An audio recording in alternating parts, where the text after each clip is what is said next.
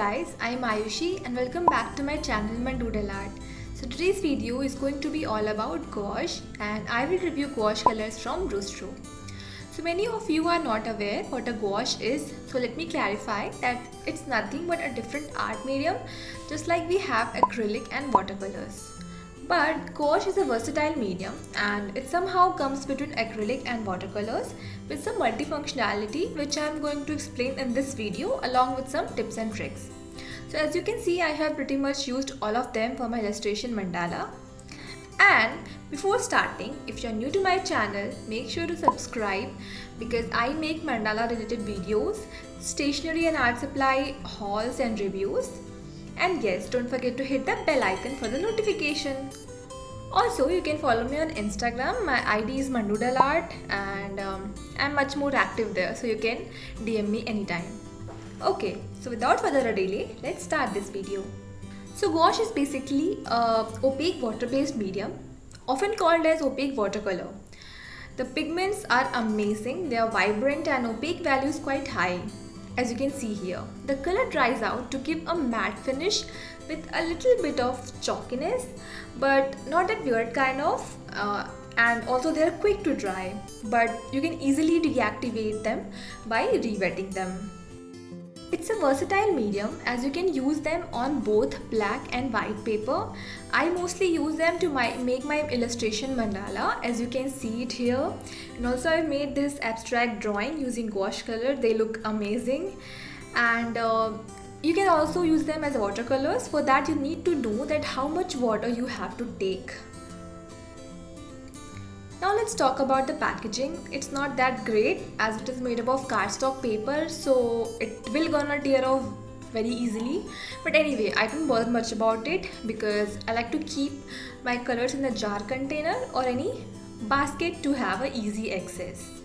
Now look at the color varieties they have. They are so pretty and you don't need much mixing to have your perfect one as they have both bright and pastel colors. See this pastel, so amazing. This set has 24 colors and each of them are of 12 ml. You can see the color names written on the tubes, and they also offers this white gouache of 40 ml each in case you end up using your white tube from the set, which you will definitely for sure, like I did. Now let me show you that why I said that it's an intermediate between watercolor and acrylic. So here I am taking the paint directly from the tube without mixing any water, and see the swatches, it's quite thick just like acrylic but not glossy. I'm adding a little bit of water to show you another swatch. It's better but not that great, so I'm adding a little bit of more water so that I can obtain my gouache. So here as you can see, this is the perfect shade we wanted from the gouache, matte and opaque. Now I'm adding some more water and I wanted to show you the watercolor quality. So as you can see it here, and if I'll add some more water, I can get the transparent look as we get from the watercolor. So this is how it looks after drying out.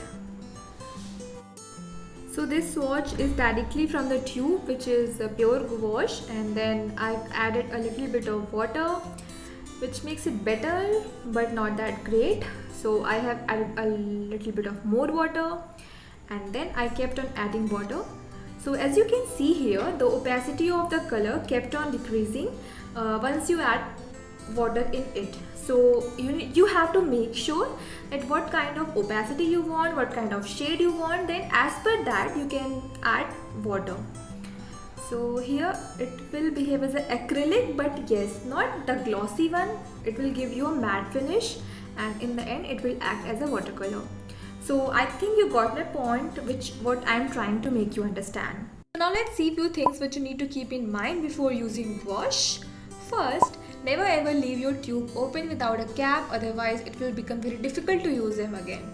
Second, you can easily reactivate the paint by using some water, but you have to be very cautious doing that. Third, since it is opaque, layering is very easy, but make sure the surface layer is completely dry, otherwise you might reactivate the paint beneath the surface. So yeah.